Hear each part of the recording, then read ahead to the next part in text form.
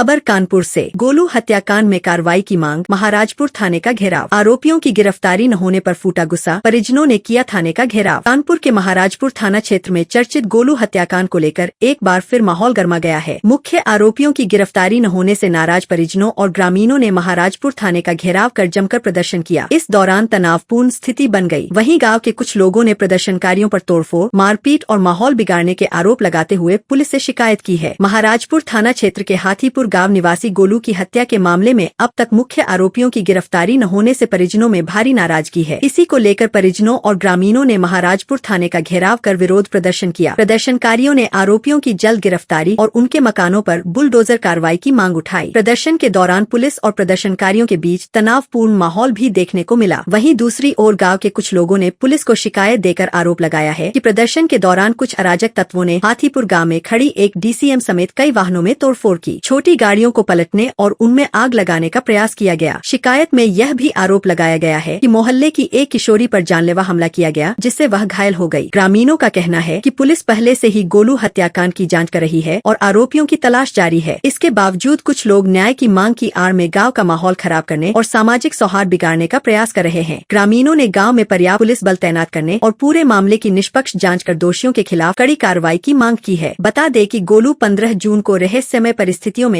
लापता हो गया था। 17 जून को उसका शव रूमा हाईवे पर मिला था। 19 जून को परिजनों ने शव का अंतिम संस्कार करने से इनकार करते हुए करीब 8 घंटे तक प्रदर्शन किया था। उस समय ACP महाराजपुर और SDM द्वारा 3 दिन के भीतर कार्रवाई का आश्वासन दिए जाने के बाद अंतिम संस्कार कराया गया था। इसके बाद 21 जून और 27 जून को भी परिजनों ने थाने के बाहर प्रदर्शन कर आरोपियों की गिरफ्तारी और उनके मकानों पर बुलडोजर चलाने की मांग की थी। मामले में शिकायत प्राप्त हुई है। प्रदर्शन के दौरान बने वीडियो फुटेज के आधार पर अराजक तत्वों की पहचान की जा रही है। जांच के बाद जो भी दोषी पाया जाएगा उसके खिलाफ कानूनी कार्रवाई की जाएगी। फिलहाल गोलू हत्याकांड को लेकर गांव में तनाव का माहौल बना हुआ है। पुलिस एक ओर हत्या के आरोपियों की तलाश में जुटी है, तो दूसरी ओर प्रदर्शन के दौरान हुई कथित तोड़फोड़ और हिंसा के आरोपों की भी जाँच कर रही है। दिनांक 19 जून 2026 को थाना महाराजपुर पर जब सूचना प्राप्त हुई, उसमें धारा 103 BNS मर्डर के अंतर्गत मुकदमा पंजीकृत किया गया, जिसमें एक व्यक्ति जिसका नाम गोलू सिंह था,